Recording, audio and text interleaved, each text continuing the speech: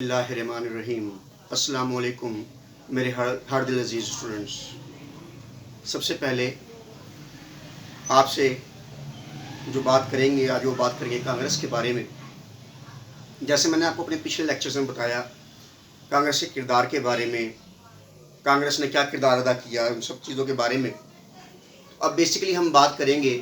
کہ کانگریس نے کس طرح کانگریس وجود میں آئی اور پھر کس طریقے سے یہ سارے معاملات آگے بڑھے۔ اچھا، یہ ذہن میں رکھیے گا کہ جس ٹائم پر ریوولٹ ہوا تو اس کے بعد انگریز گورنمنٹ نے یہ سوچنا شروع کر دیا تھا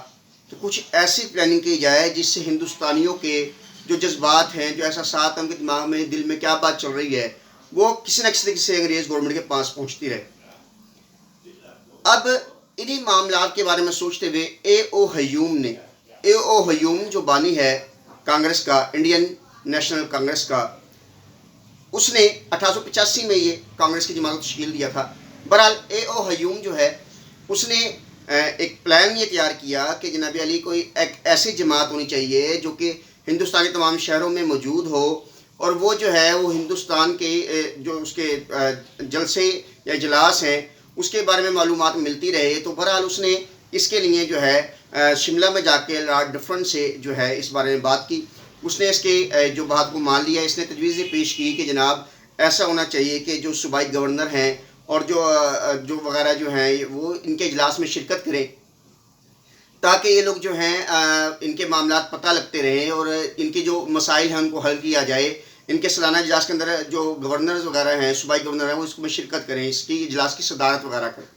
تو اب یہ جو معاملات تھے ان کو سمجھنے کے لیے ضروری تھا کہ ہندوستان کے معاملات کو سمجھا جا سکے، اسی لیے انہوں نے کانگریس کی بنیاد رکھی تھی انگریزوں نے، کیونکہ ہندوستان کے مسائل کو جاننا چاہتے تھے۔ وہ یہ بتانا چاہتے تھے کہ انگریز آپ کے مسائل سننے کو تیار ہیں، تو وہ سنتے تو اس سے ہوتا ہے کہ عوام کو تھوڑا سا ڈھارس مل جاتی۔ بہرحال اس نے تجویز پیش کی کہ ایک ایسی جماعت بنائی جائے جو کہ ہندوستان کے تمام علاقوں میں موجود ہو اور تمام جو طبقے ہیں ان کی نمائندگی ہو، اور اس کے بعد جو ہے اس کے جو سالانہ اجلاس ہوں اس کے اندر گورنر جو ہے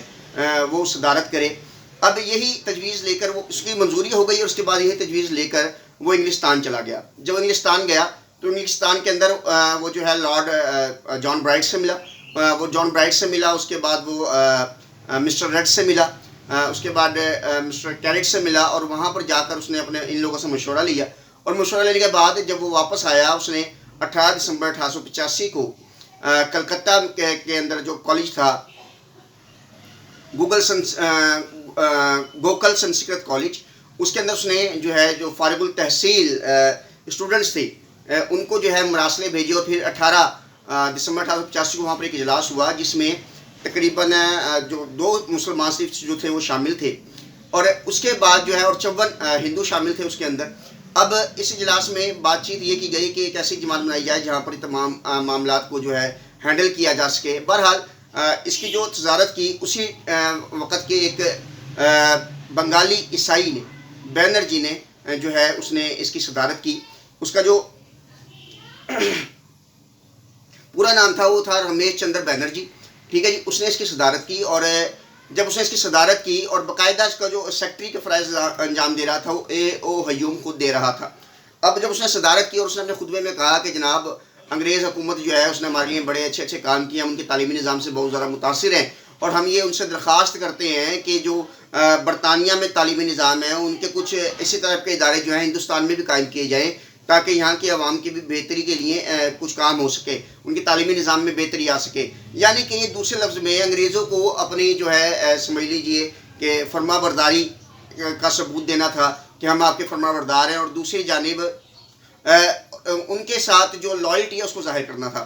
تو اب اس کے بعد کانگریس کو ہمیشہ انگریزوں نے سپورٹ کی، اور اس میں صرف 2 مسلمان تھے۔ شروع میں تو جو یہ ان کا نعرہ تھا وہ یہ کہتے تھے کہ یہ جو ہے تمام ہندوستانیوں کی جماعت ہے، تمام ہندوستان کے لوگ اس کے جو ہے وہ ممبرز ہیں، تمام اس کی قومیاں اس میں ممبرز ہیں۔ مسلمان ہمیشہ سے اپنے ایک الگ وجود رکھتے تھے، لیکن ہندو یہ ماننے کو تیار نہیں تھے۔ ان کے ذہن میں یہی تھا کہ یہ ایک قومیت ہے، تو یہ اسی وجہ سے معاملات تھوڑے سے بگڑتے بھی جا رہے تھے۔ بہرحال پہلے تو مسلمانوں نے اجلاس میں جو ہے تھوڑی بہت صدارت کی، مگر جو ہے بعد کے اندر جو ہے مسلمان جو ہے وہ ان سے دور ہوتے چلے گئے۔ اگر آپ دیکھیں کہ جو 1985 میں اجلاس ہوا اس کے اندر 54 ہندو اور 18 مسلمان تھے،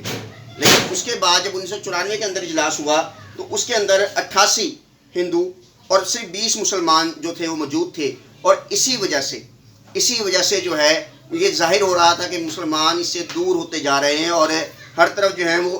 سچویشن جو ہے وہ بدلتی جا رہی ہے۔ اب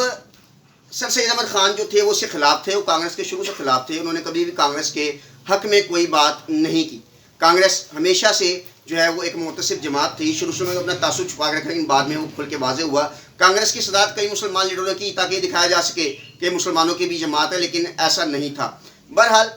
اس کے بعد سر سید احمد خان جو ہیں انہوں نے مسلمانوں کو یہی مشورہ دیا کہ آپ کانگریس سے دور رہیں، اور سر سید احمد خان نے کھل کر اپنے اخبار میں، اپنے خطبات میں اس کی مخالفت کی۔ تو یہ تھی کانگریس، نیشنل کانگریس، آل انڈیا نیشنل کانگریس، جس نے ہمیشہ ہندوؤں کی جو خواہشات تھی ان کی جو ہے بہتری کے بارے میں سوچا، لیکن اس نے کبھی مسلمانوں کے بارے میں نہیں سوچا۔